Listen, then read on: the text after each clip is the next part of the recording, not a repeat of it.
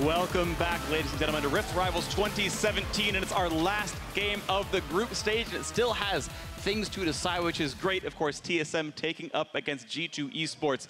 TSM need to win this one if they want to qualify for the final. Otherwise, they will lose the tiebreak to Phoenix One, because Phoenix One have a better record against Unicorns of Love, which Europe are sending. And that's why it's again funny that G2 Esports are the team right in front of them, because so far G2 Esports have done almost nothing correct in this tournament, and I don't know. They won a game. They got that They right. did win a game. That's very true. They've selected the correct summoners, you know, most of the time. Probably. Maybe. We're not even sure at this point. They had Smite every time on Trick. It's been pretty good. That's pretty good. That's true. Well, let's talk about things that have happened, though, so far this tournament. I want to talk about the bot lane matchup of Sven versus Doublelift. We have some stats about how they've been performing overall, and we can see right here that, honestly, Sven's doing reasonably well. The bot lane's doing okay, just Doublelift is actually smashing people. It just kind of feels like for G2, like MSI group stages, where they try to rely on Sven and he's individually doing okay, but the rest of the team are kind of letting him down as well. Where on the side of TSM, I think almost one of the best things about them is they haven't relied on a single player. Like we've seen Bjergsen play Galio, and suddenly it was a guy like Doublelift stepping up and being the big carry. And we've also seen him smash games on Syndra and carries like that. So when you have a team that can play that versatile, it's very hard to attack them in picks and bans. It's very hard, you know, to kind of exploit them with some of these strategies. And that's been, I think, some of the issues that Fnatic has been having when they're playing one singular style. It's easier to attack that preparation-wise and in picks and bans. And I think a guy who maybe underperformed a bit during MSI was Biofrost, where a lot of people were talking about him not doing too well on some of these range supports. I think this meta has fit him really well, and this tournament, next to Doublelift, he's been doing so well, and that's also one of the reasons they've been able to rely on that bottom lane in the early game. The early game actually is another one I want to talk about here, because we've seen over the course of the tournament, North America is tending to win the early games, but looking at how the junglers are affecting the team, you're seeing that Trick has actually been part of a lot of the first bloods for the squads. You can see that's a 4 out of 5, which is pretty darn nice for the squad overall. Sven, you know, 2 out of 5 is, you know, not quite the same. That's true. Yeah, it's baby. actually the same as many. Times That was some BTS stats right there, Frick. That was definitely. I didn't know what my conclusion was going to be. I just realized the number was less, and I was like, Trick's actually having a pretty good early game. Yeah, he has. He's been picking up these first bloods, but he has not really been able to convert anything off of it, right? There's been a couple times, I mean, where he's picked up some pretty easy first bloods around the top side, but they have not been able to repeat gank and kill them when they come back, or, you know, blow the game open off of that. They're having some good individual plays, but it feels like it's not coming together for the team. It feels like they're not playing as a cohesive unit, and they don't always really have a good plan of what's next. Yeah, and I was sitting at home kind of thinking about what's gone wrong here for G2 Esports, and realized it's almost too many things to start listing them, because some of it even comes down to just not playing good enough. Like individually, you see mistakes where guys just randomly getting caught in the mid lane, or they fail like a 1v1 fight. And these kind of things are hard to say in terms of strategy. What should you change? Because that's just a player losing focus and then getting caught out. And that's happened so much for G2 Esports. And it can happen, but as a team, you have to kind of shrug those ones off. That's the stuff that I think you can't get so bothered about, because it's something that you can't really fix overnight, right? You can fix the strategical errors. You can fix, hopefully, pick ban errors and things like this. You can't get too worried about, oh, you missed that cocoon that cost us the game, because there's so many other things they can focus on, like their objective control, like their vision, things that can be improved upon game to game. Let's see what the improvements end up being here in this one. Is the Zach Caitlyn ban, and it's good to see a European team learn that you should ban Caitlyn against NA. We saw Doublelift absolutely smash on Caitlyn earlier this morning. Syndra away from Perks. They don't want to first pick it here for Bjergsen. LeBlanc is still open, but Elise or Thresh have kind of been the go-to first picks. Obviously with Orianna Syndra gone, those are some very big mid lane choices. Instant lock. They think Braum is the most important champion available according to what else is left after the bans. That's interesting. Also, again, with Thresh and like Tahm Kench and so on available. And yeah, of course, Lee Sin could be a jungle choice. But Trick actually has performed the best on Kha'Zix out of any jungler in the current meta. When G2 Esports were really struggling in Europe, they kind of went to the Kha'Zix and say, okay, now we need a good Trick performance, and they did show up on it. Gragas obviously available is a power pick in the current meta, and I actually think back when Trick also used to play Gragas like a year ago, he was very good on it. So I would like to see that again, but I wouldn't blame him for just going for comfort here with the Kha'Zix. And of course, they already have a tank in the lineup, and all the top laners that people play are reasonably durable, so you can get away with an assassin in the jungle. But as time wanes down, they will wait on the Gragas. Of course, it can still flex. We've seen it top once in a while.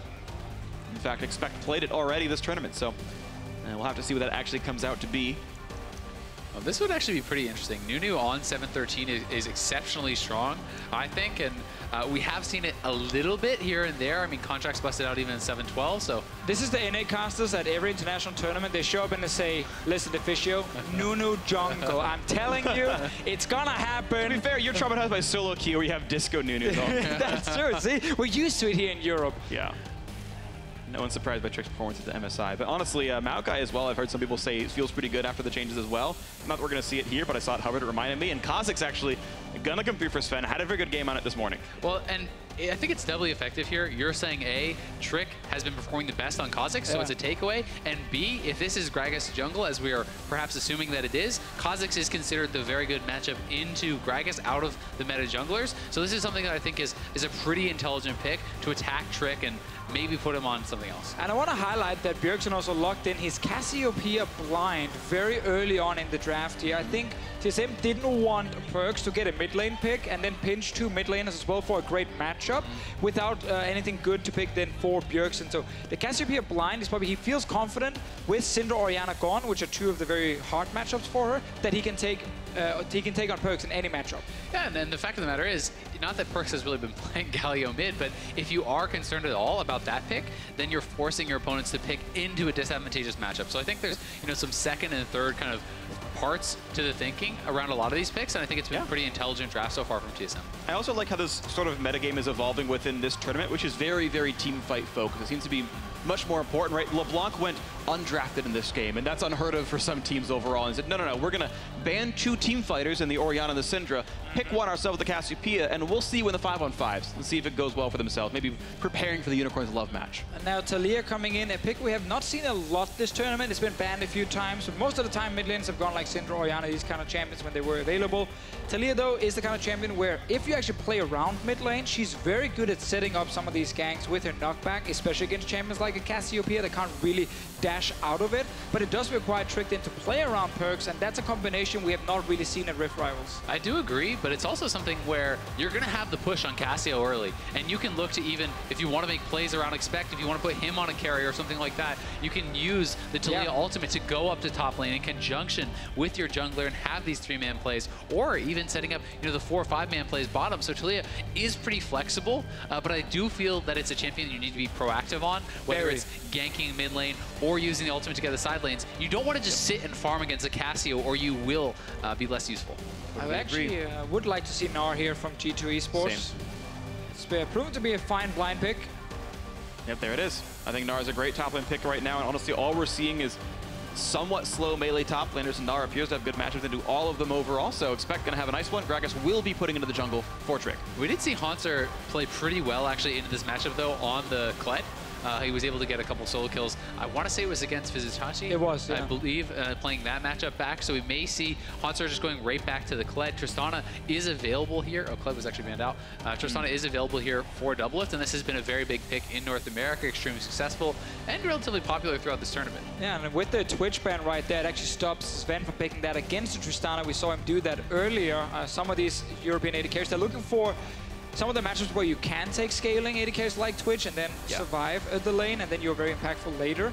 He does still play other hyper carries, obviously Caitlyn being banned away, but I am still... Twitch gone means there's like really only Cog to match a Tristana teamfight damage. I mean, the Korean teams are looking at this pick and ban phase and screaming, where's the Ashe, where's the Varus? Like, these champions are still available. No one is actually fighting for them.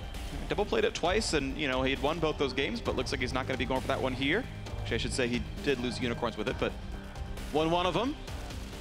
And the J4 pick is actually pretty interesting for me because while you can get kind of passively bullied out by Gnar, there is some all-in potential, especially in conjunction with your jungler. But that being said, you do have to be pretty cognizant of how you're using your ultimate in team fights, because the constructed walls can actually be used against you by the Gnar. For that Mega Gnar ultimate, you can stun the Jarvan right back into that. All right, so the drafts are all in here, and we're going to see what kind of combos we can get for ourselves. A gigantic front line for G2, hoping to tank up for Perkz and Sven. Now, I'm curious to hear your thoughts, Officio, on the Kalista pick here, to me, because it feels like a relatively low-range AD carry. If you're not snowballing earlier in the game, there's so many threats that you have to actually worry about. With the Kha'Zix and the Cassio and even the J4 and stuff like it, it feels like it could be very tough for Sven to enter the fights if he's not ahead. Yeah, it might be something about the matchup against Tristana. Obviously, when they are sitting there auto-attacking each other, they both benefit from that. Tristana mainly from the first auto-attacks, where you can then proc your E. And then Kalista, you know, if you get more and more auto-attacks, will then go in her favor. But I'm actually very surprised to see Kalista specifically from G2. But what I do feel they have is 2 side lanes that you can play around with the Taliyah.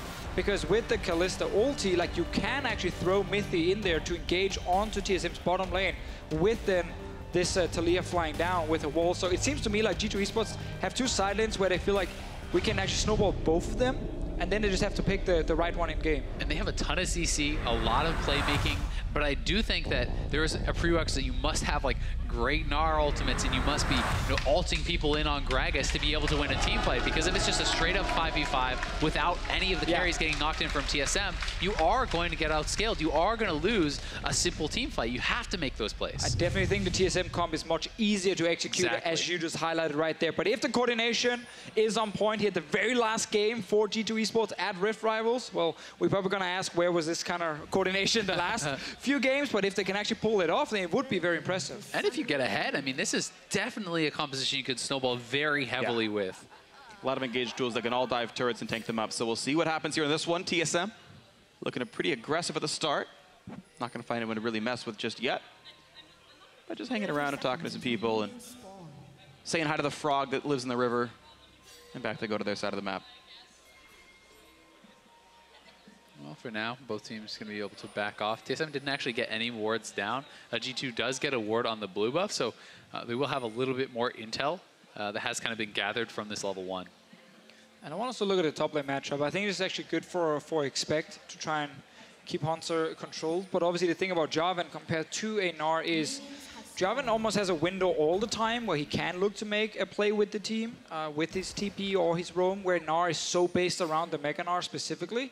Professional teams obviously can coordinate that very effectively, and we might see TSM always use Hanser early on to then force a fight in this early game here, force a TP play to the bottom side, while Expect is stuck in mini Gnar, because that's obviously, Expect wants to be mini Gnar to bully out the Jarvan, but then he can't really follow a good teleport.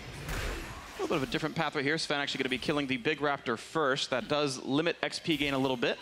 He'll hit level 2 early on and not get all the complete bonuses, but it'll still be a full clear. Raptor still be plenty of XP on him, and he'll likely get red next up. They are going to give up a little bit of bot lane advantage there, though. Mithy and Sven will have the push if they decide to actually go for that. So we'll see how heavily TSM wants to try to fight back for this, or if they're just going to be happy enough to just back off. See the fights go back and forth, see what kind of damage they can get. Nice couple of shots on a Biofrost, and then Doublelift trading back on a Sven, and really good a pretty good job at that trade, yeah. And this is what I mean from champs, like how if you just have like 3 or 4 auto attacks traded against each other, it goes in favor of Tristana with her E exploding on Sven there. But if you start getting more and more auto attacks in, then obviously the rend damage will be higher from Sven. But so rarely in the early game do I feel like you get more than at maximum like 4 or 5 auto attacks on the enemy AD carry. Yeah, until you start picking up some attack speed, you know, things like the early Zerkeries are sometimes common because of that, because Kalista kind of gets not only the attack speed, but it increases your mobility on that champion. Yep. See things to watch for here. Nice stun, and Expect just going to trade back and forth with some damage. We're seeing slight lead to him, and he's had perfect CS so far in the lane. Feels good. His Warlord's Bloodlust is in for a double lift, means he has a bit more sustain, but he's taking that little bit of poke from Mithy's Qs. Well, that's always one of the things about Tahm Kench. Does have a little bit of poke to add. Brom's Q, obviously trying to do a bit of the same, but for now, with melee supports against each other, it is rare. We see massive, you know, all-ins early on, especially when it is a Tahm Kench and Brom, or defensive supports on the side. So let's look top lane instead. Play. Expect is tired, so no Mega Gnar for a while. Jump forward line, plenty of damage here for Sven. The knockup going to be landing as well. A lot of damage, but there's no further tower that to be had. Sven should recall soon enough anyway, but it's free damage on to Expect. TSM must have felt very confident that Gragas was not near the top lane. Otherwise, they wouldn't have gone so deep here to get extra damage on Expect. Obviously, had 2 good wards being placed earlier with the gank, and predicted correctly that Trick was on the bottom side. Yeah, but Trick gets a bit of something back for himself. Now Doublelift rocket jump again, just for a couple of auto attacks on Mithy. Biofrost using a couple hundred health himself, though, and not sure it was actually a better trade overall. I want to see if Trick can do something on the bottom lane here, because there's no ward from TSM.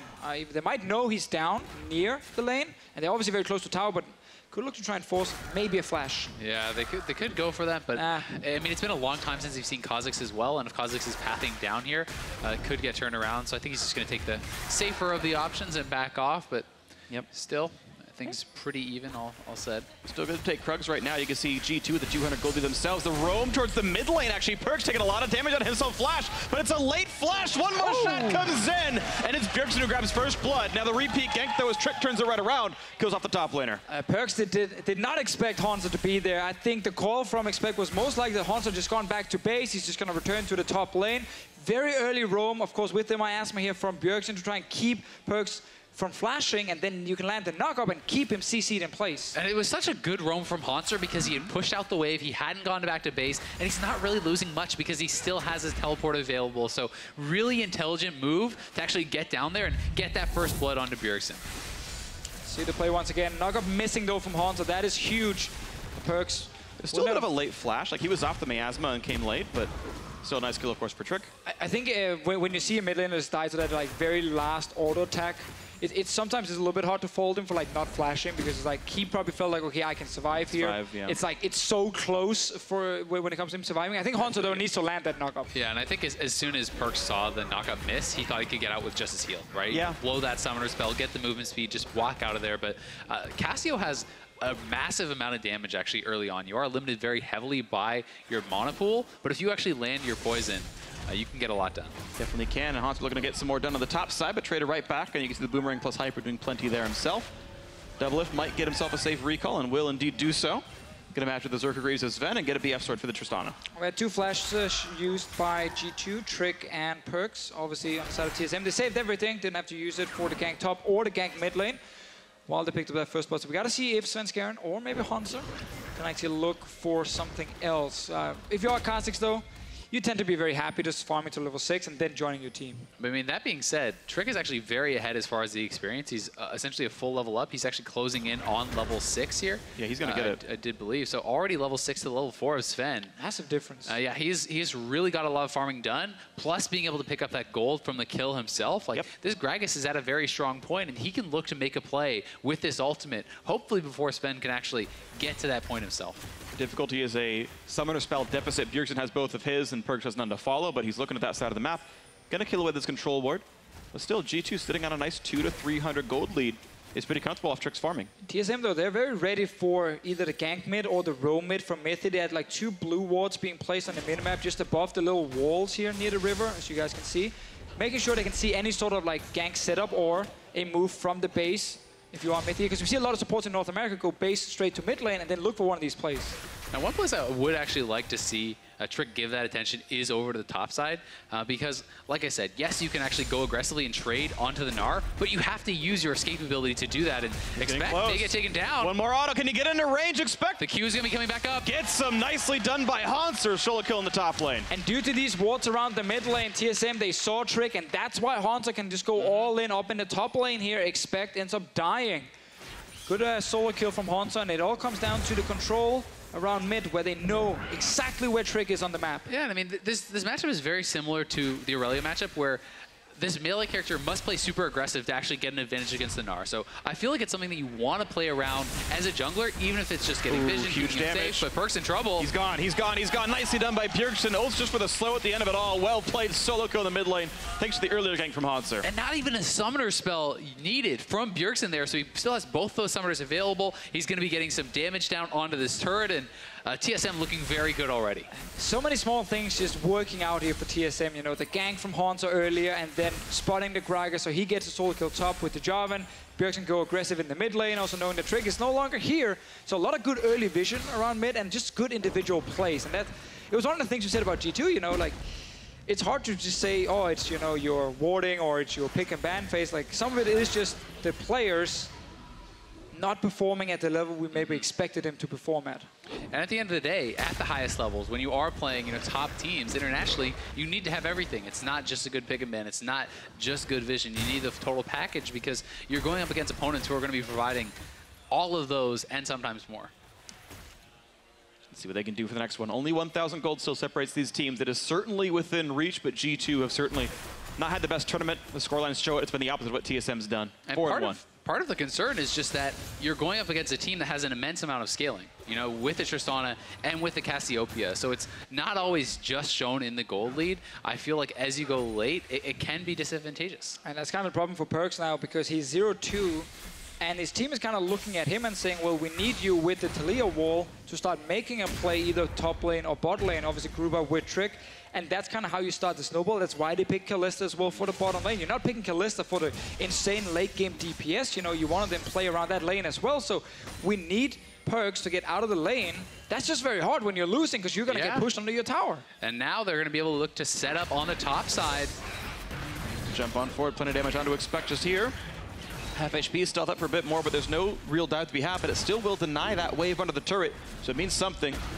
For a trade of top lane pressure, it will be Cloud Drake. It's often the least prioritized, so no surprise TSM would rather play for a turret gold instead of this one, but with the Ren stacked up, it should be no problem. We'll see how much time TSM puts top side, though, as Sven would rather take away Krugs and hit this turret for now. I think you're just maximizing farm here as TSM. You know this tower will fall eventually, just get a bit of damage on it now and deny the entire wave from Expect because Kha'Zix is still here, but Perkz he puts him back in, the flash is down, there's no way out, he's gonna fall, and Perkz certainly not here in time. The Weaver's Wall there. Minions are gone too, though, so this could be a bit tricky for TSM. If he can get far enough away, the flash to re-engage for a bit more, looking to make it happen, and no, Perkz will knock down Hanser, forcing Svenskar out as well. Nicely done, pick that up. Yeah, good roam for Perkz. Gets out of the mid lane. Bjergsen, though, going aggressive on a Trick here. Flash for the slow, flash for a bit more, and yes, Bjergsen cannot kill anyone except all of G2. Oh, that feels so bad for Perkz when your jungler is trying to hold the wave of the mid lane turret. Not only does he die, I think he got the blue buff off of Trick there too, or probably perhaps it was his own still. No, it was his own still. He got the kill, that's all that matters right now for Bjergsen. Perkz actually did the only thing he could really do there, try and save his top laner and get that one kill in return. Bottom lane is just the two melee supports kind of poking each other, not really doing a whole lot of damage. Yep. G2 Esports, that's an important ulti going now with the Talia. They might actually try and all in. I mean, there's some pressure on this bot lane to make something happen because they're losing on the rest of the map. They are. TSM is happy to just farm. Yeah, exactly. Sven does have a small farm lead, so hey, props to them. They picked themselves a good matchup after they saw the Braum and the Trist, and they've got some farm, but the rest of this map, exactly, hemorrhaging gold. So Perkz was already in position, waiting for this to happen, just in case Svenskar was waiting around, and due to the minions being gone, there's not really a way out here for Hanser, and he flashed to realign the Q, that's what it was. And also Svenskar actually goes back and trying to block some damage for his top laner, just not enough. Meanwhile, mid though, Trick, once you place the barrel, I think you just have to leave, but he actually ends up saying, oh, he goes in. Well, he's not even hitting you. He thought he was going to be attacked. He was trying to predict the timing of it and CC him during the play, but obviously that was wrong, and now into the mid lane they go, and Perkz, he is out of summoners, but it gets a knockback on his Sven to buy some time, and now in comes Mithy. Bringing a team with him as well. Explosive Blast not quite going to land on a Bjergsen, though. That was nearly a kill given over. Yeah, they are able to get out, though. Bjergsen didn't have those summoners because he did blow them to kill Trick off earlier, so Perkz does get out. Sven looking for Trick, though, and that's an easy duel to win for the Kha'Zix if they can get him in isolation. Once again, we're in that situation where TSM win the trades, and now they also get all the summoners away from Perkz and Trick, so they're not really a threat, you know, against Bjergsen. He's level 10 as well on this Cassiopeia. Rod of Age is already completed with the tier, so nice and early. You start scaling up, soon level 11. And really, nothing G2 can do to kill him now. They need these summoners back up and then try and all in him maybe. Or you're trying to again, just go away from him. You're like, yeah, you control the mid lane. Yeah. They need something bot lane, the top lane. Well, here is something that they are going to be looking for, moving their bot lane top, trying to pull off a lane swap. We'll see if they can actually, you know, preempt this play enough faster than TSM that they could get the first turret. That would be a way to start to move back into this game, because Doublelift is by himself now, but Biofrost is rotating up to the top lane to perhaps look to defend this. See where they can defend. 1,500 gold deficits, what TSM has put over on a G2 now. The Europeans forcing themselves back on from it. Top lane siege going to take quite some time, though. This Jarvan reasonably tanky and going to wave clear a little bit, a few of these minions. And we've seen this 2 games in a row now. Their North American answer to the lane swap from the European teams is just your support instantly starts roaming to top lane, and you keep the AD carry bot lane. So the AD carry gets a push all the way into the turret, might even take it down if no one shows up. And then now the enemy top laner is sharing experience with his AD carry and support. And that simply means now for G2 Esports, they can't actually kill the tower. Yeah. And now they just have to back away, and they lose that massive wave bot lane. At least for the top laner, Trick has to pick it up. I've seen this exact thing before. It's the Gragas walks down to bot lane, and like Young takes away his jungle. Yeah, this is P1 versus Unicorns a lot. Yeah, exactly. So we'll see if that turns around soon enough right here, but waiting around as the Gragas are walking back up the river, and Tristana going back down as well as they fight over ward control a bit longer. Doublelift, if he's not stopped, will knock down that turret with one more wave. Get the control ward first. There's actually quite a lot of vision out here from both sides. I mean, TSM has a really good kind of line of scrimmage with the pink wards up along the river on both top and bot. So They are pretty safe from these sorts of plays. You know, if Perkz wants to kind of roam into the river and make those moves, it's much harder to do so without getting caught. Dueling back down. They haven't lost the turret just yet. The damage itself doesn't mean terribly much. It's that if the turret actually falls, the gold goes over. See if G2 can get control again. Small opening for G2 with TP on expect, but he's sitting, of course, in mini now at the moment. But they're trying to make a play bottom side. They know that Haunter can't join. Perkz is on his way. So Perkz is actually sacrificing some minions, or at least trying to sacrifice some of the pressure in mid lane. And he's saying, you know, Bjergsen, you can get to push all the way into tower. They got 20 seconds. Looking for Bjergsen. Flanking in the mid. Bjergsen pops the ghost, gets on the other side of the wall, though, and Perkz now gonna hope he can get back into this one. Bjergsen slowed again. Gonna be a quick slowing barrel as well. Bjergsen not gonna be able to flash away. Gets knocked right back into the team, and the kill is gonna come through. Shut down goes into Sven. As he looked down to Biofrost, who's gonna knock them right back away. Flashes over the other side of the satchel. Really nice play there from G2. They know they have to be proactive and utilizing the Tahm Kench ultimate there while Bjergsen still does not have his flash. Bjergsen did about as well as he could to try to get out, but the kill also goes on to Sven. Yeah. We really want to get going. Super important for them. Let's see what happens bottom lane, because Trick is still around. Here, though. They're actually getting baited. TV's coming in. These guys are dead. Top of a war, 2v4. Can they find Sven for some damage? Rocket Jump into Vi a bit more. Can it be enough? They're getting him low, but it's not going to be that yet. Doublelift now slowed down, flash the wall. He'll maybe stay alive, but look at Biofrost. Doesn't have anywhere to go, and the chase comes in, actually. Bewitching Tristana goes down, a double kill on the bot side. Well played to G2. Haunter going to get the consolation prize of first turret top. Yeah, with Trick going down there a second time. Clearly TSM's bot lane did not expect that, and then instantly the TP coming in from Gnar, and suddenly more kills here for Sven. 2-0-1 on this Kalista. Can go back, get his blade. Tower is still fairly healthy on the bottom side, and right now TSM got top lane tower, will take Rift Held as well, but G2 Esports will get an Infernal Drake. Yeah, and a nice couple of plays for them. They're right back into it. I mean, still down a little bit, and it depends how much the Rift Herald is going to get out, but you know, TSM did not realize there was actually a ward in the deep rush, so I think they walked through that, and G2's able to make the play, utilizing that for the TP, and also the information. As, yeah, they've just walked right past this little ward, sneaking in. They were spotted out, did not sweep it out at all. And look at this play right here, just playing completely coy. Yeah, all those wards you talked about earlier from TSM, they're gone right now, so they didn't actually see Trick walk down the river, and then the TP from base, and yeah, you're not getting out. Doubles actually did a really good job utilizing his W on top of that explosive shot to reset it, so I believe you got a double if dump you there. explode a four stack with an auto attack, it resets your W for you.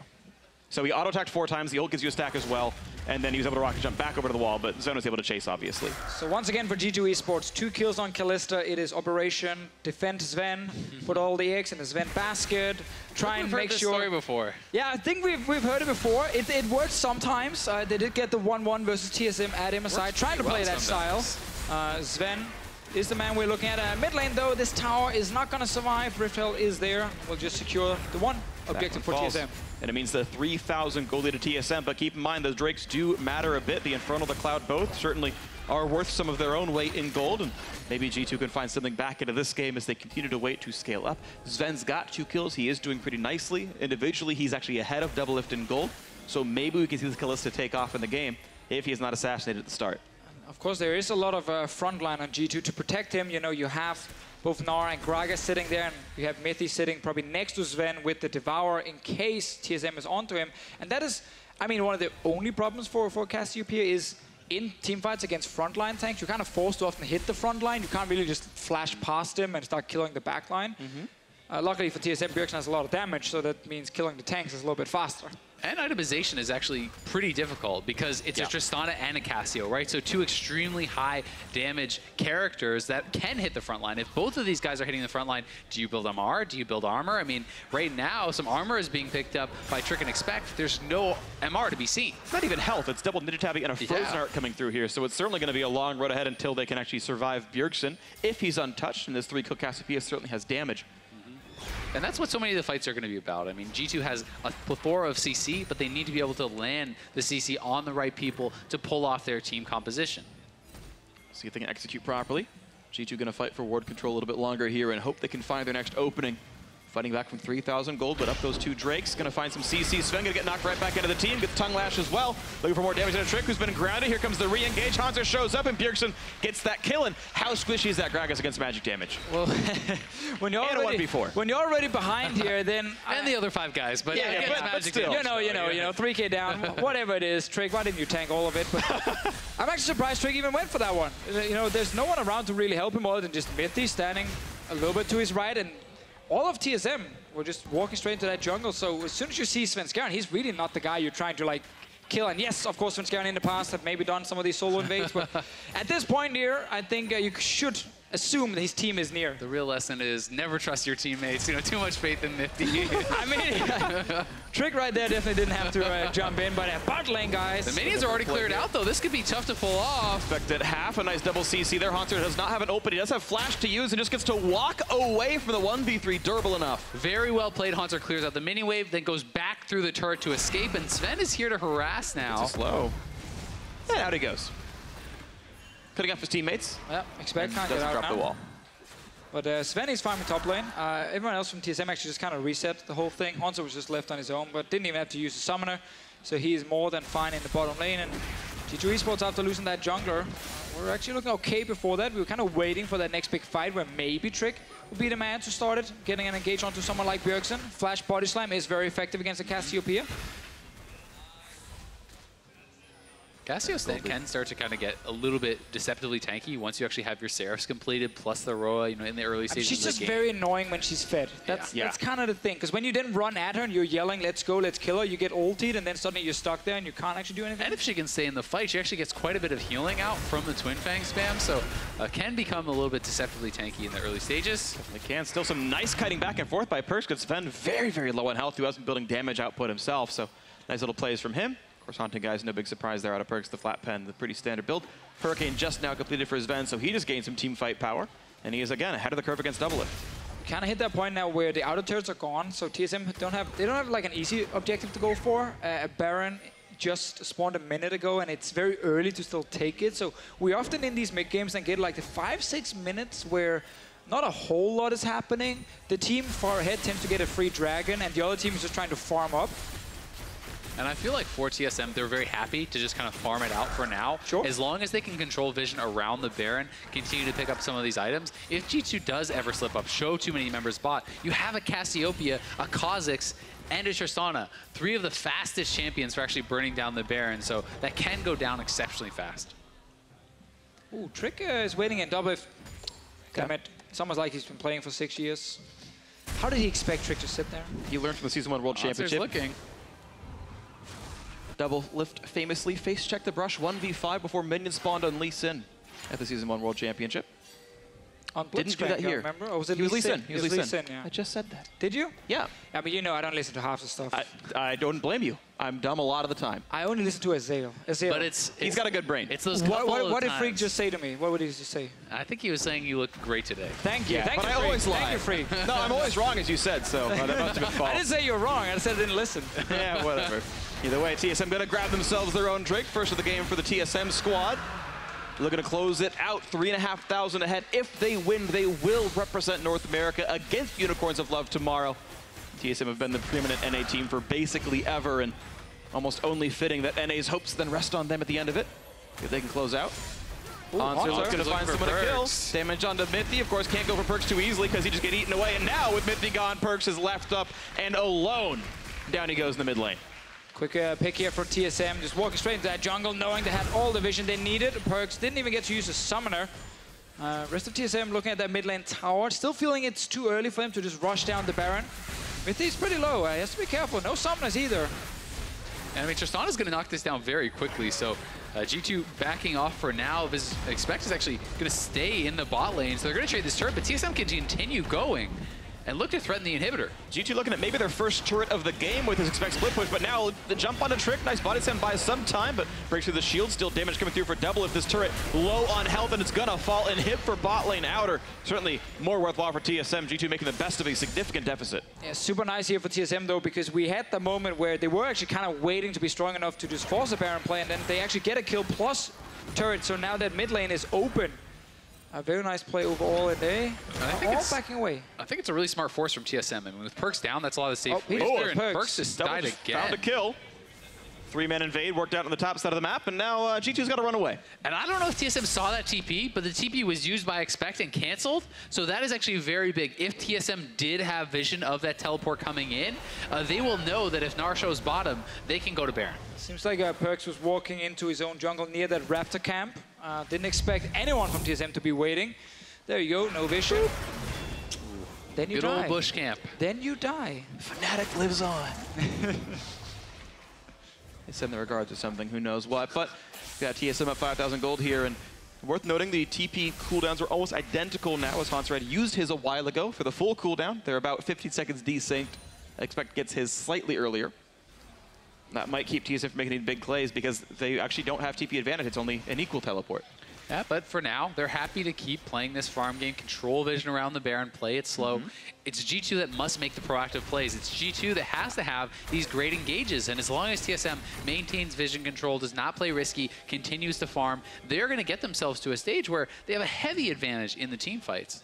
Also, we are at the stage of the game where I feel like G2 during this tournament has actually looked the worst. It's always been like somewhat decent early game, and then full late game, they've been able to do quite a lot of things. But between like 20 minutes and 30, 35 minutes, they've really just dropped the ball multiple times. This game is obviously super hard because you're already far down, but it doesn't put a lot of confidence in them, you know, making that proactive play that gets them right back in the game.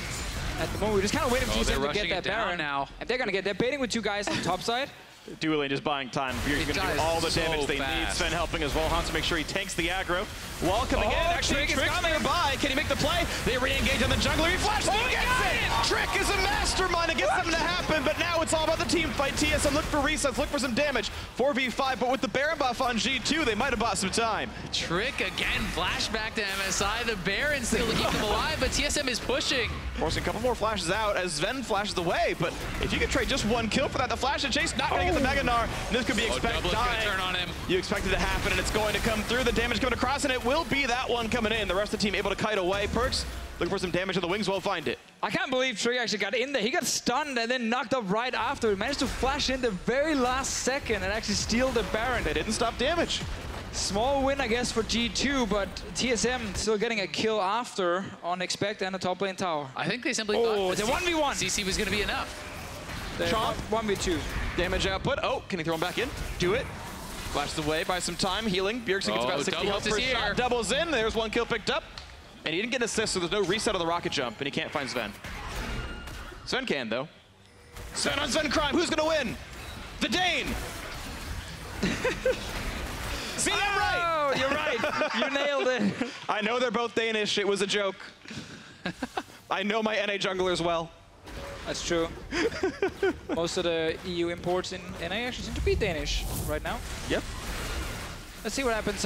Trick stunned by Bjergsen, knock up, and then he still gets to flash in. At like 500 HP, he flashed in and got the smite.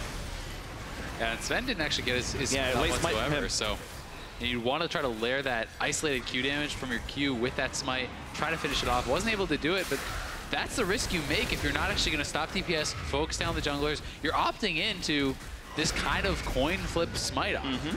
And also that tricky spot as a jungler where you're kind of trusting your team when they're saying, yeah, we're going to deny him entrance to the Baron pit. Yep. So you're just kind of waiting for the right moment to then smite it down, and then suddenly the Geiger still makes it in. Yep. Well, unlucky there, and G2 get a bit of a reprieve. The gold back down below 3,000 apart. We keep getting these small glimmers of hope right now, I feel, for G2 Esports. The Baron steal, that fight earlier where Sven got 2 kills. He got another kill, obviously, against Sven Skaren just before.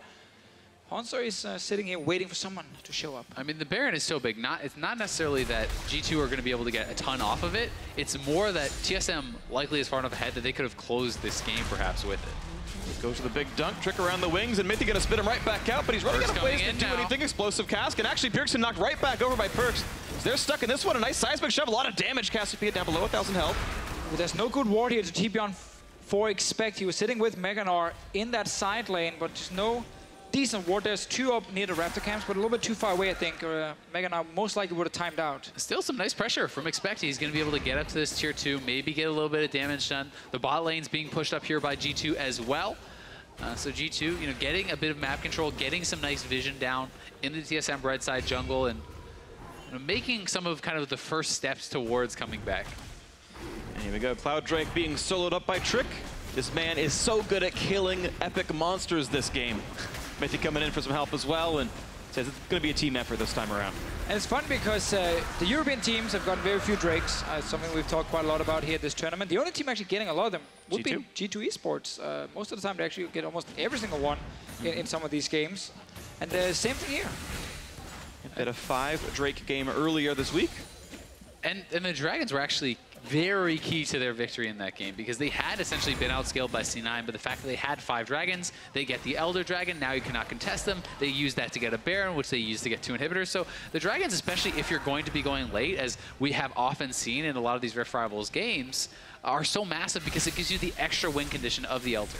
Sadly, no Blitzcrank this time for Mithy. He was the one making some of the plays on Sneaky that set up the entire thing this time around. He's on a more defensive choice, kind of relying on Sven and Perkz to be the big carries, but Sven is still the man we're looking at here, while Perkz actually been dealing some decent damage in some of these fights despite being down. Like, again, a Cassiopeia and so on, it is hard because there's so many things on the ground that can actually deal damage to you. Bjergsen really needs to maneuver well in the fights. This game is definitely within arm's reach. Goal difference only 3,000 right now, and they're also up a couple of Drakes as a result of some of their mid-game plays, so we'll see if G2 can make it happen. Oh, they're going in? Find a little bit there. Trick not going to go too hard just yet. Still has explosive cask available. Biofrost shield now down, means he can get a better shot at it. Going to look for the body slam. There's the flash. There's a pickup. They're going to find Biofrost for 1. Now the re-engage. Trouble though. Decent damage from Double. The dunk onto the back line. A big miasma out in the backside as well. Expect to get him health. Couple more shots will do it. The rock jump forward. Bjergsen gets a kill. And in goes Double, but he's got to watch out because that minefield just decimated. Ugh, there we go. His health bar. Got to be careful. And there was no more minions, so not really much he can get done with that second jump forward, but they have traded kills. Top laner for support, advantageous for TSM, and they're looking to knock down this turret. Double if will take it down pretty fast. It's pretty close in that one. Not quite going to kill it, but it's dangerously low. So that fight here actually was pretty even. G2 Esports getting 1 kill, Expect and dying after. Bjergsen was left completely untouched. I think the wall before the fight from Perkz was meant to kind of cut Bjergsen off, and maybe he was stuck on the wrong side where they could engage on him without the flash, but this wall right here, just on the wrong side, so Bjergsen and Double feeling safe enough. It is still some very nice setup for Expect. With the Mega Gnar, they feel like they can go in, look for a fight here, and they want to force it before Mega Gnar expires. Otherwise, they are going to get sieged down. They're not going to be able to look the fight, so they go for the play, able to take down Biofrost very quickly, but look at the damage coming out on the front line. Exactly, because now Bjergsen and Double, they're feeling pretty safe. All Bjergsen had to dodge was that one Kalista ulti with just a time Kench being thrown her way. Double as well was so confident he actually jumped all the way in and almost died because of it. But if you see G2 Esports use their tanks on trying to get to Biofrost in some of the next fights, well then G2 Esports will lose the fights. They have to try and get onto Bjergsen or Doublelift, and the easiest one is probably Bjergsen, obviously without a jump on his own. Sure, and his Ghost is down for a few more seconds, or I should say a few more minutes. He used it in that fight before. Does have the flash. We'll see how it goes. I want to shout out Perkz doing a ton of damage in the last fight, and shout out Sven for a flash just before Miasma landed, because he would have died for sure if he didn't flash right before Bjergsen's W lands. I also want to point out the fact that the Gargoyle Stoneblade is actually done for Hanser now. That is such an important item on the Jarvan because it turns you more from like this duelist into this one item allows you to be so effective in team fights because of the amp on your W shield. It makes that so much larger, and it works so well with Dre 4 because you can utilize all your damage, immediately pop it, then your damage cooldowns are coming back up as it's expiring. It's just the best team player item in the game for a tank. It's not about your damage anymore, but instead staying alive while your backline is killing their front line. You don't die as fast. So this wall was used by Perkz right now to block off near the Baron. TSM is actually on the other side of it. Well, they're going straight onto the Baron now. The wall is expiring. G2 does have ultimates. Bjergsen taking the Baron, healing right back up though. Trick on the other side of the wall. They got to be careful about that one. More damage coming out from Perkz. Sven Skarn at about 2/3 HP. And Hanser chunked down as well, actually. Yeah, that play was not very good from TSM because they completely abandoned the mid lane wave here. Mark Z is sitting at home being super mad because you gotta get that mid lane push first. They just went straight for Baron, and obviously G2 was walking right in the river and being like, no, you're not gonna kill this. The Echo Fox analysts, on the other hand, have seen nothing wrong with it. Yeah, it's like, nice great play, TSM. Unlucky G2 just played a little bit better than them. Weird. Don't know how it happened, but they managed to walk in. Mid lane collect. Oh, wow! G2 pushed the way first, walked to Baron. Exactly. I've never seen this before. TSM Don't say it's because of Castanet. That would be rude. TSM just lost a little bit of vision there, but still in the goal lead. I'm not really sure what I'm supposed to say here, so I just say in the gold lead. In the gold lead. A good point, Deficio. Just some caster tips here. Yeah, I took your point away. They're pushing minions, and Hansa's pushing minions. And well, TSM has to get control of the side lanes because G2 did actually have bot lane pushing during that whole sequence, and they have started a slow push that's stacking up very heavily on the top side. So G2 is having some good side lane control, allowing them to kind of reestablish themselves on the map. Someone's going to have to go top and answer that for TSM, and the game has stalled out quite a bit to where I don't feel like the gold lead really matters much at all when you take the Infernal Dragon into account. But it does come down to scaling. It does come down to who can utilize their team fight better. Yeah, just looking at the carries and the gold, the 280 carries are even in terms of the overall gold. It's just about 14,000. It is Bjergsen being 2,000 gold ahead of Perks. That is kind of the big difference if we look at just those guys. And really impressive that actually G2 Esports have been able to kind of stay in the game after it looked so bad early. And also TSM not being able to get that second Baron set up properly has cost them a little bit of time, and some fairly even fights actually going just 1-for-1.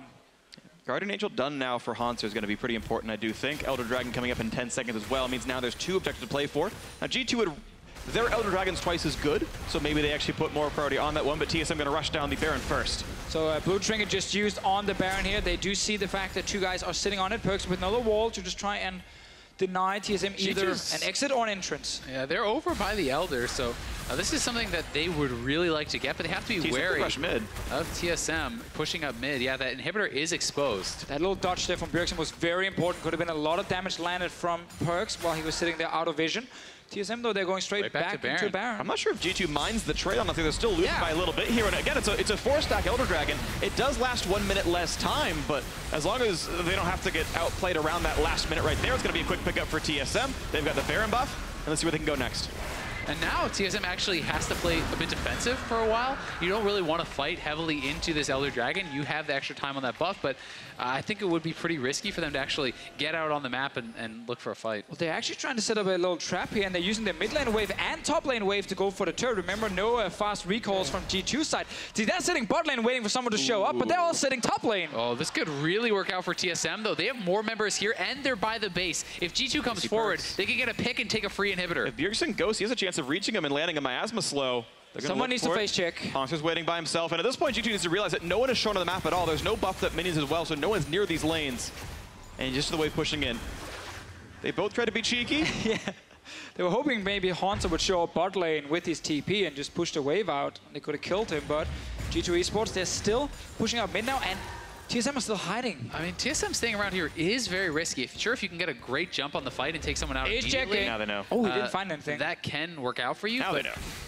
It's one of those situations where G2 has so much more power during this Elder Dragon buff. You really have to show the respect to that. I totally agree they're better fighters, but if TSM are just buying time back and forth, they've just timed out literally half the Elder Dragon buff. They got 115 to go till it's gone. Gotta wait, honestly. Trick with flash ready.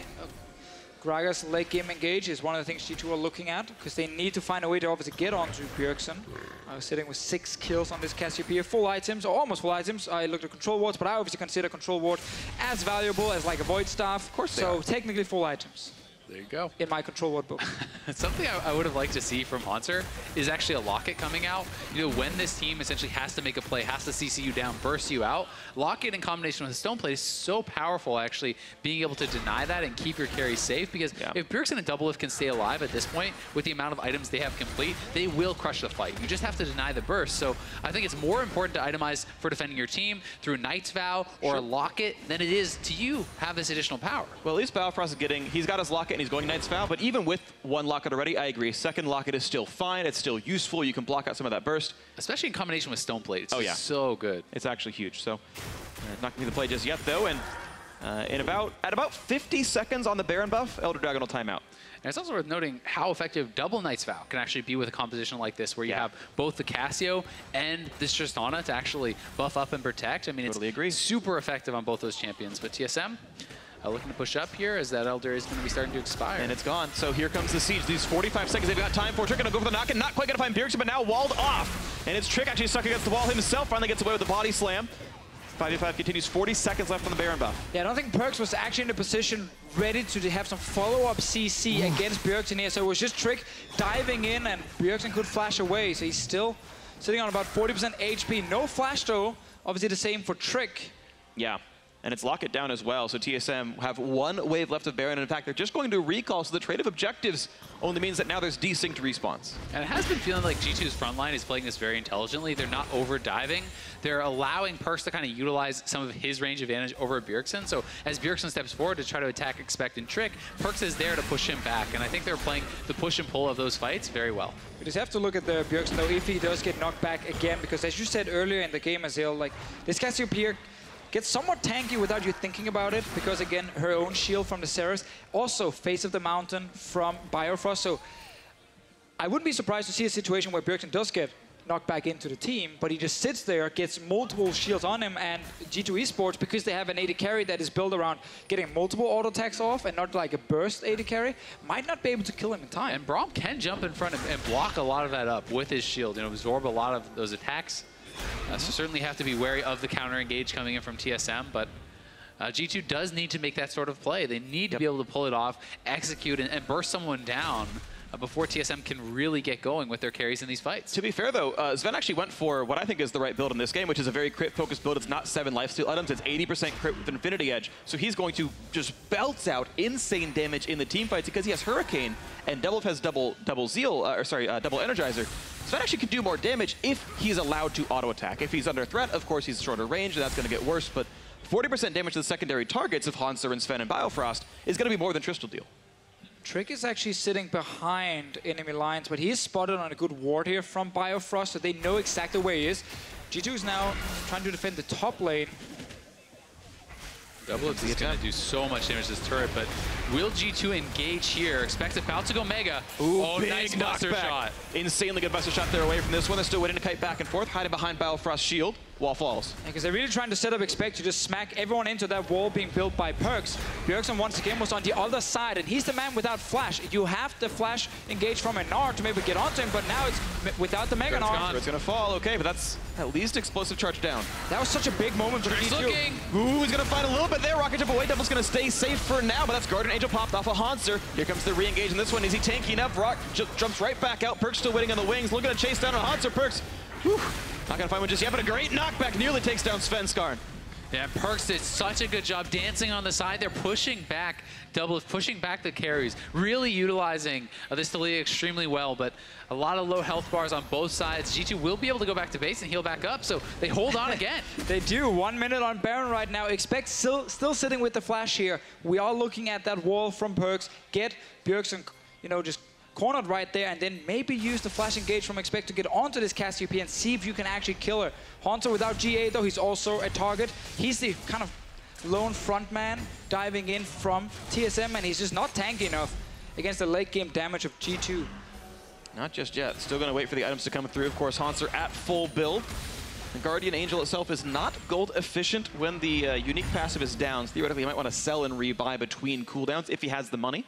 Yeah. I believe GA sells for less than 70%, so it's expensive to do that, but would be the right choice. Maybe pick up a Locket, as you were mentioning earlier on. Yeah, or that second Knight's Vow. I mean, Doublelift has it on him now. I think it's extremely effective to put it on Bjergsen, and actually makes you a lot tankier too because of all the healing coming in from the DPS. Worth highlighting also Trick with their mastery here, giving him slightly less cooldown on his summoner spells, meaning his flash is actually ready just about now. We are still waiting for Bjergsen's flash, about 30 seconds. That is a window for G2. Trying to find the engage, and this is where TSM needs to be really careful. Bjergsen's waiting. Oh, he actually steps forward right there. We also have to remember, I mean, they can kill this over the wall now with Triss at level 18, the auto attack range, and it's going down very quickly. He is spotted out though. And they're going to back out. Double's going to be a little bit careful. Gnar, Rocket jumps over. He's going to stay safe. But again, it's so scary for TSM. They should wait for Bjergsen's flash before they really look for the big fight. Here we go, slow into Mythy. Trick still wants into the front. Perk's gonna find some damage, and a Bifrost burning him down a little bit. Shield is on, 3,000 health left. Really good miasma once again from Bjergsen to make sure there's no chance of like a body slam flash happening from Trick. G2 has cut them out of the mid lane though. They had the mid lane priority. They're gonna be able to get at least one turret here. And nicely done by G2, maneuvering around this. And the gold lead no longer matters at this point. Almost all these players are at full builds. G2, again, still up these two Drakes.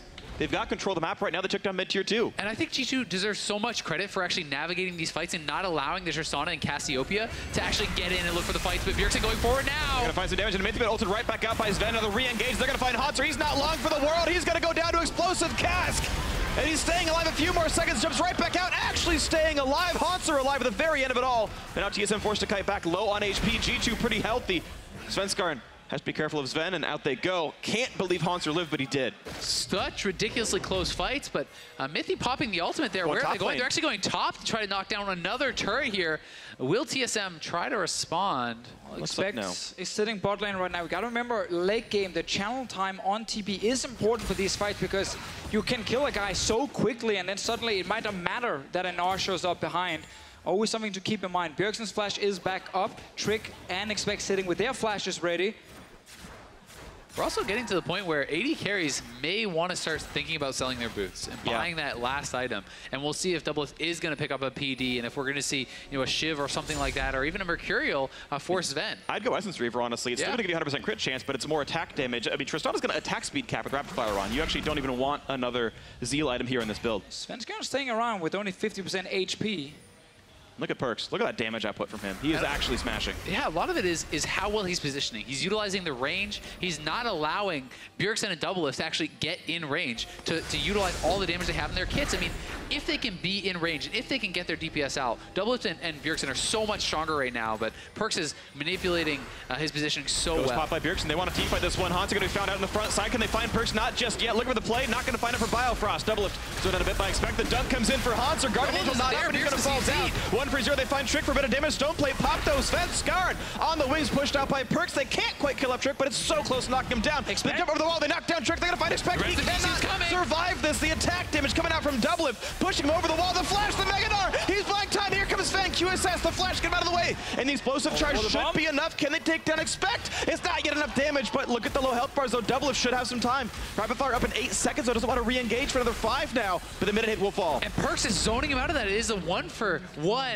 Yeah. TSM does take the inhibitor, but a very messy fight. It felt like TSM getting a little bit trigger happy, trying to force something, getting frustrated by G2 delaying them and delaying them again and again. Yeah, a lot of guys couldn't actually join the fights in time. G2 Esports are going straight for Eldrake. They're trading it once again for the Baron. And it will be the same trade as last time. TSM want to wait out 2.5 minutes and see which is the last minute themselves.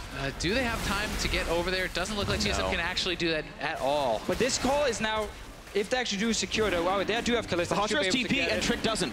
They can 5v4 if they really try hard enough. There, here goes. TP's cast. G2 needs to just get out of there instantly. Hanser's TPing in the mid lane with home guards. Well, Cloud Drake's at work, though they have the power of 3 of them, so 75 out of combat movement speed, and there's just no catch to be had. So this trade, while before it made a lot of sense for G2, this time around it's even better in my opinion because I keep talking about flashes, but they are so key in these late game fights. Both carries on the side of TSM sitting without them. Trick sitting with his on this Gragas. You have Elder Drake. You should be able to force a fight with your Gragas and that buff helping you. And here's the fight again, and this is what I'm talking about a little bit of desperation. I mean, Doublelift is not here for so long, and TSM is already fully committing to the fight. Svenskaren was chunked out very early, and you need to be fighting with the Tristana and the Cassio together.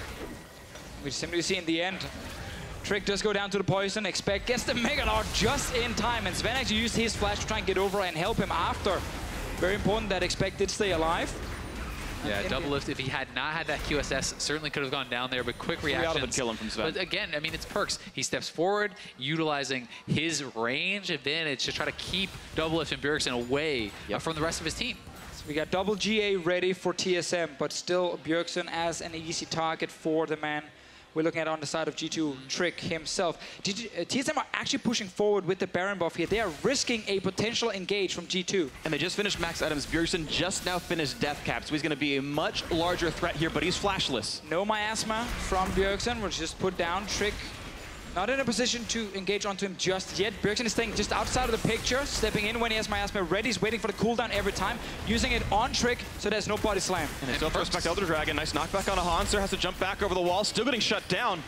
Even popped the stone plate. Hanser, I think, has to heal back up now. Oh, here comes Mithy. This could be the fight. In the middle of the team, he brought in Meganard. They're looking for the damage here, but they jump over the wall just to buy a little bit more time. TSM running away. Explosive Cask only pulls in Biofrost. That looked like Perks shoved them over the wall, perhaps, and saved them. Not realizing that interaction. Bio's getting low. He's going to get it roll. He's going to stay alive just barely. Trick also just used his ulti, so he's not much of a threat TSM right now. Oh, TSM actually managed to stay alive here. We have to see that replay again, though, because it really did look like Perks pushed them to safety over the wall. Yeah. And I'm not sure that they would have been able to actually get out themselves. Yeah, I'm actually not sure as well myself. We'll definitely have to watch that again. I'm not sure if it was a rocket jump and a Braum W, or if it was a seismic shove pushing them over. Yeah, I think he'd send them back the other way, though, and not over the wall. But yeah, we have to watch. I didn't see it, of course. It was a very chaotic team fight, 5,000 gold apart. And Elder Dragon Buff just now times out. TSM have 50 seconds. They've already recalled. Back on the map they go. Scary stuff. TSM staying alive right there. Should actually have been a good fight for G2 with the Elder Drake, but now they ended up using Flash from Trick as well. So suddenly Bjergsen feeling much more confident, stepping forward. 7-1-2. Still does not have his summoners, though. As you pointed out, and Double F Bjergsen, both without Flash. They have the double GAs available, and they're trying to make use of this Baron buff. Of this Baron buff. Biofrost up in a 2.5k, bit of chunk of the mid. Bjergsen! Oh, they've got the one! The turret's going down. There's a knock. If they actually get a bit of damage on a Trick, it's the CC. Sven's force pretty low. The Cosmic's forced to run away. Low health bars on Bjergsen, then a 1,000 under that in HP. Double lift. If he has rocket up, he's safe. If he doesn't, okay, he does. Yeah, TSM need to back off. They got the turret. They do stay alive, but very low health bars. So G2 lose the inhibitor turret, keep the inhibitor. Their mid lane inhibitor is going to be coming back pretty soon, and we're really at this kind of just stalemate point. I mean, it's the longest game of Rift Rivals so far in this one, and G2, to their credit, playing so much better than they have most of this weekend. MSI all over again. The last game of the entire tournament, or group stage, sorry, you have G2 versus TSM, long game where TSM is ahead, they're winning, and then G2 are just clawing their way back. Trick is currently sitting behind Svenskaren. All recalling. I actually thought for a moment Trick was just face-checking TSM, but it was his own teammates.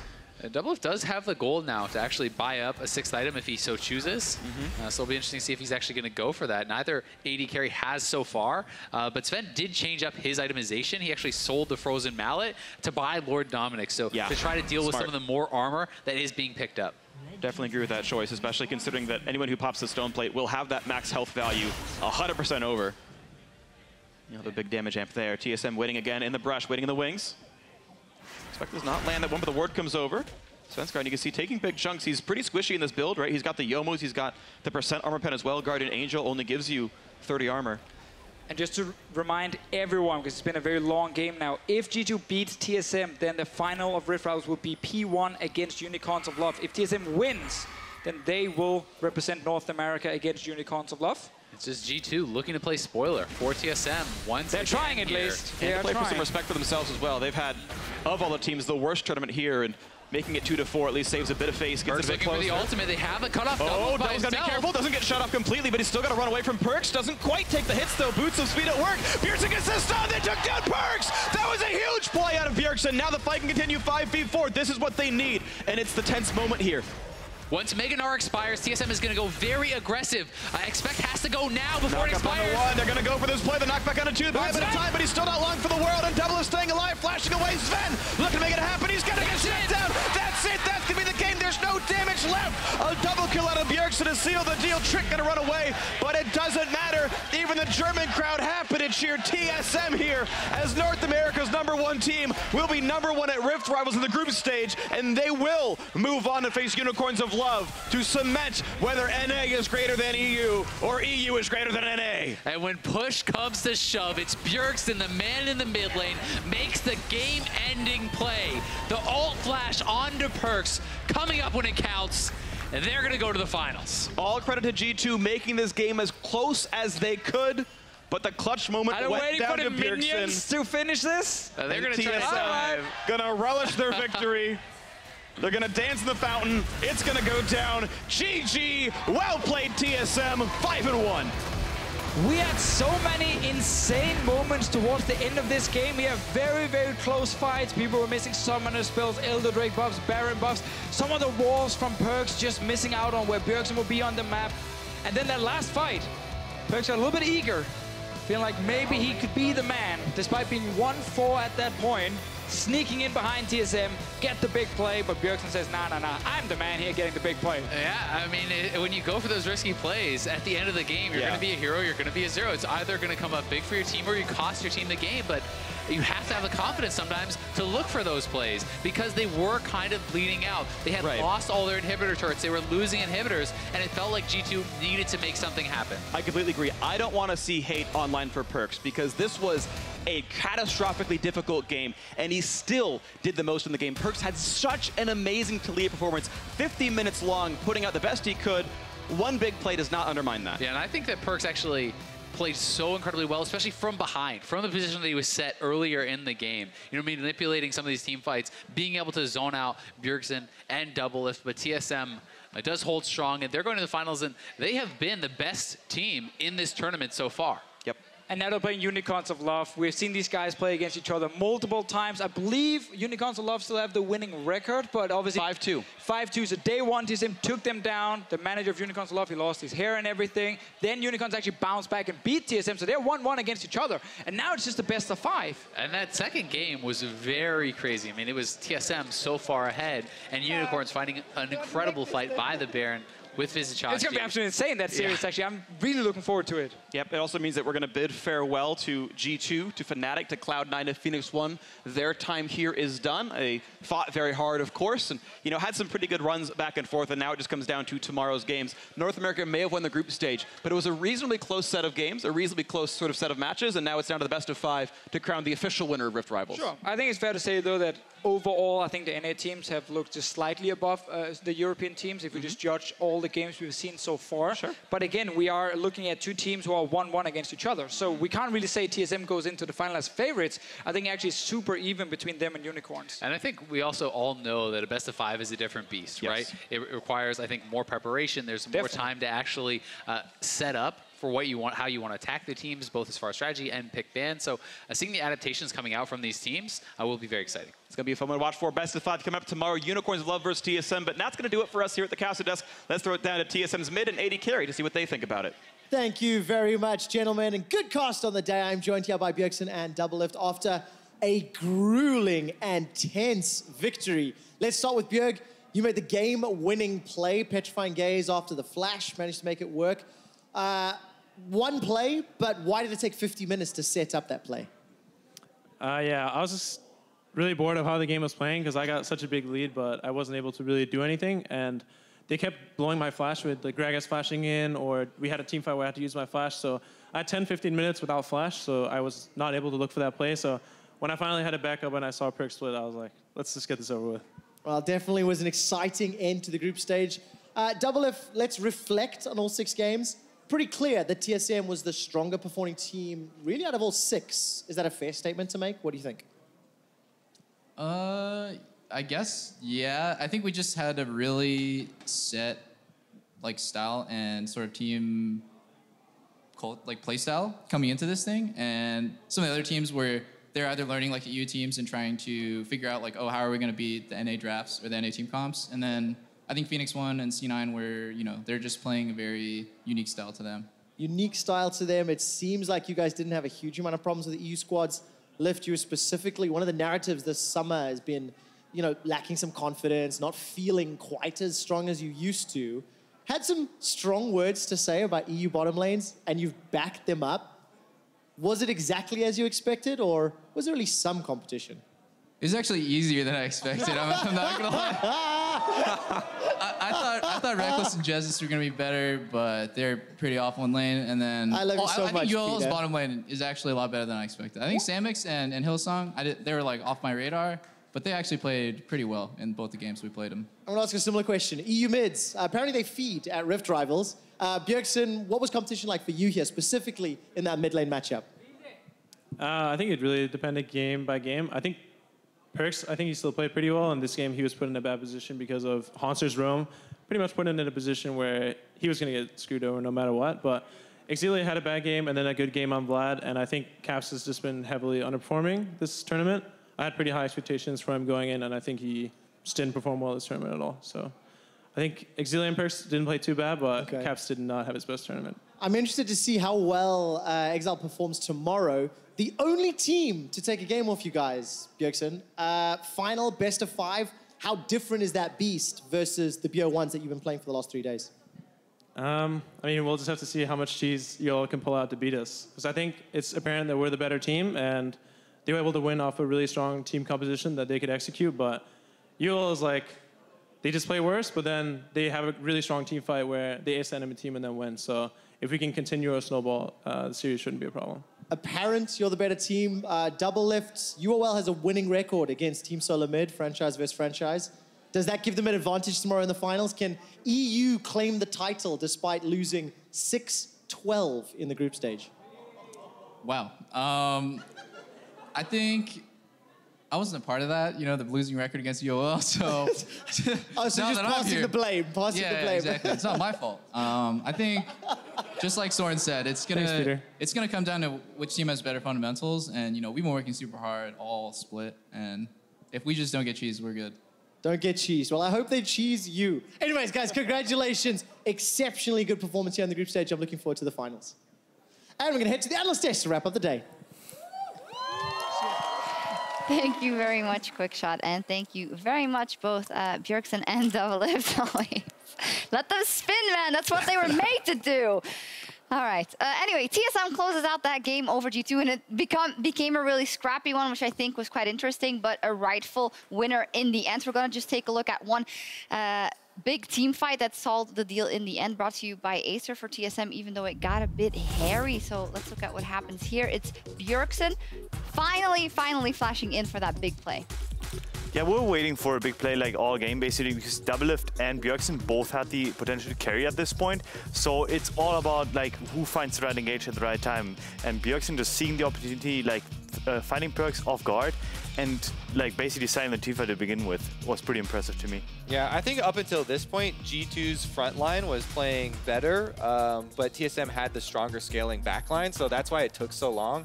And there were so many of these team fights that were, touch and go there. Yeah, and on top of that, they knew that they were playing for place in the final, so I guess that the mental aspect was also kicking in there. I mean, to be fair, they also had more tools in their front line with the Gragas hold and the Gnar engage, so I think it was just a really back and forth game for the last like 15 minutes where it could have went either way, but in this tournament, it just seems like G2 is not really in a spot where when it's really close, that they will take the game. So I wasn't really surprised that in the end TSM won the game. Yeah, that's a good point. Maybe to round off, talking about what we've seen from G2, because if we look at the tournament holistically, it was a big question of will this be the tournament where they step back into form? And for so many weeks in EU, we've said, well, it's definitely going to be this week, it's definitely going to be this week, but this is cause for concern, I think, or am I overreacting? Amazing? I'm not quite sure. Like, I think that this tournament kind of served G2 as a memory to their old ways, which is basically like playing the 4-1 style. This is actually the supposedly dominant play style within like the world. So what I'm rather thinking is that like G2 now is going to start playing towards a style and actually be confident within it. And it's not going to try to adapt to UL or Fnatic anymore, and it's actually going to push forward what they think is right. All right, well, we'll see if that happens. We've seen a lot of action so far at Rift Rivals 2017, and here are the results from the group phase. North America's teams winning 12 games over Europe's best, who only got to win 6 in the end. That is rough. That is rough. Definitely not what we expected. If you guys had been playing, obviously, it would have been completely different. You beat me, right? Yeah. Definitely not. No, definitely not. Well, the Unicorns of Love are the ones that are victorious from the side of Europe. Kobe, what was unexpected for you in how the games went and how the teams went? Today, actually, not much was unexpected. I think pretty much everything went to chalk today. As far as the last interview that we just saw from Doublelift and Bjergsen, though, talking about as long as we don't get cheesed, I mean, I don't think grouping up as 5 mid and going for a team fight to try and engage on someone is cheese, so... I thought that was pretty weak, because he said, I hope we don't get cheesed. We did see them drafting a complicated composition and getting a strong performance and good team fights, and I was like, what? So that's good, isn't it? But, you know, in general, cheese is not a thing. I think it more comes down to if TSM is able to control the early game and push their leads, because they have been showing that they are playing well in the early game and getting leads. And against UL, you are not. If you make small mistakes, they will capitalize on it, and then so you pretty much need to play a flawless game, and then if that happens, then I think TSM will stomp UL if that happens, obviously. Yeah, I think that like this whole cheating part is kind of iffy, and like I think that UL is doing what TSM is doing to a small extent. They basically just like play teamfight comps, like 4-1 comps that succeed in their own. I don't think there's anything cheaty about it. I just think that TSM is stronger macro-wise, and they're actually like more controlled. Their ward coverage is more on point. So all the things they're doing are just like on a step above UL. So I'm rather going to see, like, looking forward to seeing how UL is actually adapting to the VOD coverage they have now, to actually like seeing how TSM is warding and basically controlling the map and how they're going to respond to that. So they're on par with UL in everything and better, actually. I agree with that. Besides maybe that crunch time team fighting. So can that make the difference? surely, like UL has been really, really good under pressure, whereas like TSM is like, you know, the back and forth. So I think that UL, if it comes down to a 50-50 call, like whether it's Drake, Nash, or a team fight, they're going to have the upper hand. That's where they have the chance. Let's see if we can find some clues in the stats breakdown of EU versus NA, where TSM or Unicorns of Love might have an edge. The early game for North America has been really, really good, and also for Unicorns of Love specifically, it's not been good, whereas it has been in the ULCS, so that might be a problem for them. Objective control is also still lacking, so in the numbers game overall, it should be an easy win. But I mean, UL has shown that objective control for them doesn't actually matter that much, as long as they can get that one fight where they can just roll over the enemy team. So I don't think we should look too much into the stats for UL specifically, because they play a very specific style where what matters is the team fight and what item spikes to have in that fight. Yeah, I think the main thing is that people need to keep in mind these post 15-minute lane assignments. If you're playing versus Unicorns of Love, never send your AD carry off to the side lane to split push, right? Because he's not going to be able to join. They will engage on you, and that's where they look for those team fights. If we look at, you know, if you want to judge, of course, also we're kind of judging EU versus NA in this tournament, as is the nature of the tournament, not inciting flame. But stats like having horrible objective control overall about all the teams that you're sending versus all the other teams, a goal deficit that isn't able to be up to par in won games overall. You know, as you guys who are playing in the European region and playing towards Worlds and want to see good results there from either teams, what do you make of that? It comes down to the mindset you have as a team, because we have seen the style that Fnatic brings in Europe has been working in Europe, but what are your actual goals? Like, is it to be able to perform at Worlds? Because then, if you're getting beaten, if your style is getting beaten by NA teams, like how is it going to look against Korean teams? So, I think the teams in Europe needs to reevaluate how they approach the game, and then hopefully we will get better.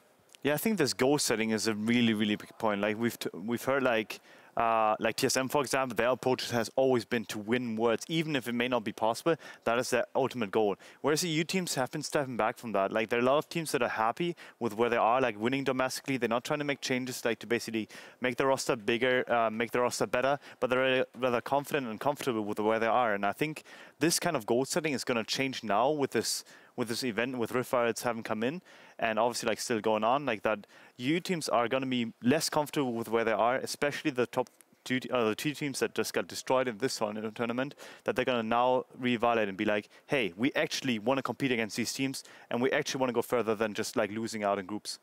Wake up call for them. I totally agree. I think as bad as it has looked in this tournament for EU, that we have been smashed by NA in some of the games, I think it should be a wake-up call for the EU teams that want to succeed on international competition. That because I know for sure that some of the EU teams thought that this style that they brought to the table, like Fnatic, for example, with these questionable drafts that on paper shouldn't actually work as well as it has done in the split, thought they could beat the teams here at the Rift Rivals. So wake-up call for sure, and I think it will only make EU better in the future. Yeah, let's hope so. Let's see how it evolves. Well, we've also seen many strong performances in the group phase, but one player really stands out. Phoenix One's Mike Young was the hard carry in his international debut. As our group stage MVP, we actually all tallied votes amongst everyone casting and analyzing every game, and then tallied who had the most.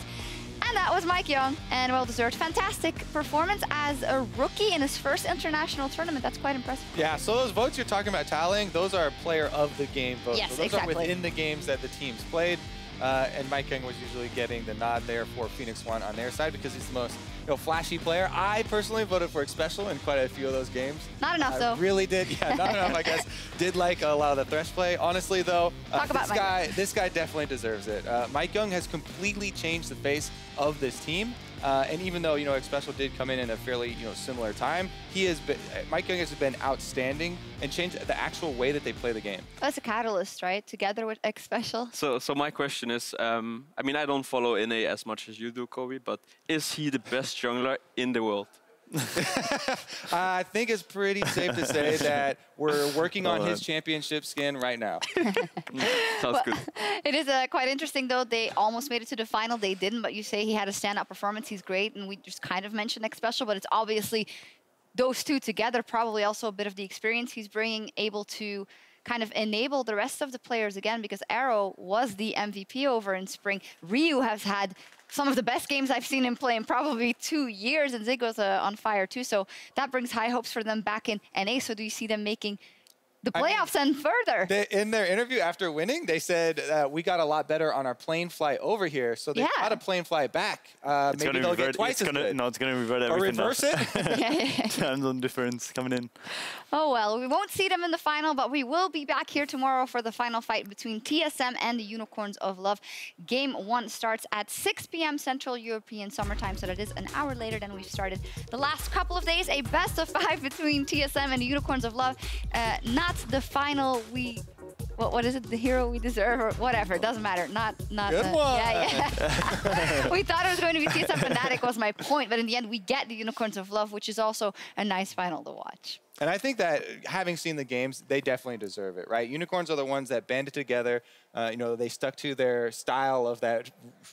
Basically ram it straight down mid with the 5-on-5, drafting more towards their team. You know, guys like Exile, he deserves some credit as well for kind of stabilizing, right? It can be really, damaging to a player's, mental health when you start out a tournament that bad and everyone's just flaming you. It was literally like 0-16 or something in the first couple of games. Yet he was able to right the ship. You know, he went back to the Kassadin, played some team fight on Vladimir, and did show up later. And I think if there's something we can say about the final tomorrow is that it's going to be exciting to watch, because we know that there will be super explosive fights in the mid game, and I think we all love to see that. So I think either way, it's going to be a final that will be fun to watch. And memorable. You guys won't be on the desk tomorrow, so could I get your predictions for that one?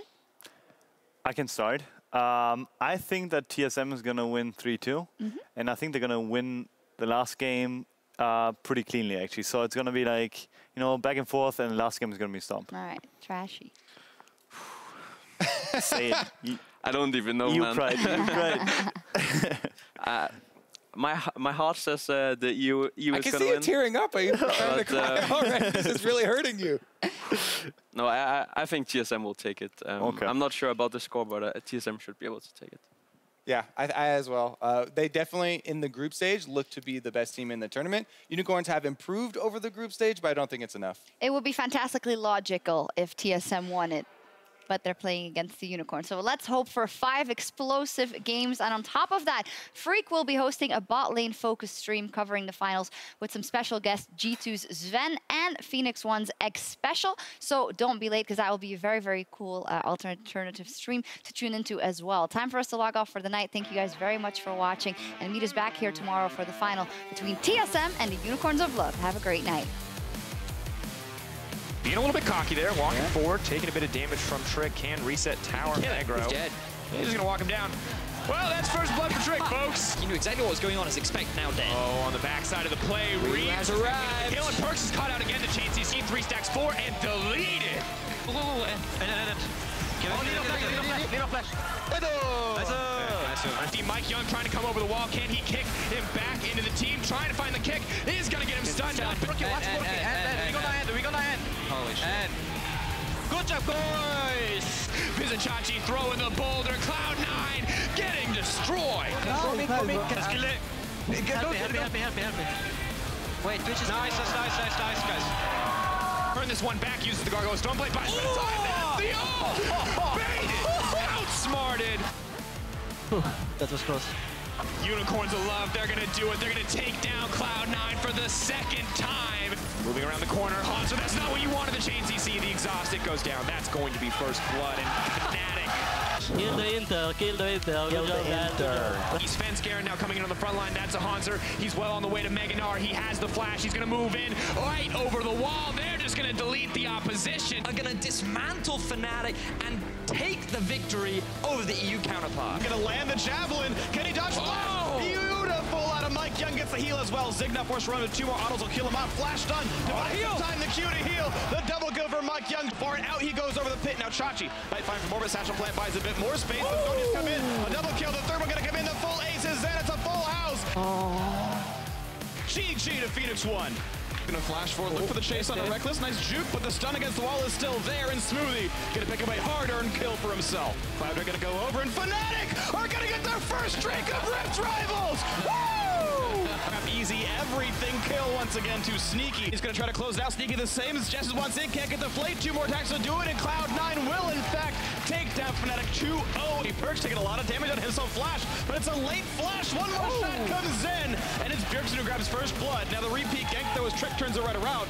Wall coming in. Actually, Trick's nearby. Can he make the play? They re-engage on the jungler. He flashes. He gets it! Trick is a mastermind. Closer. Fire step. Closer, I got her. Kill, nice! Baby! Dance in the fountain. It's gonna go down. GG. Well played, TSM. 5-1.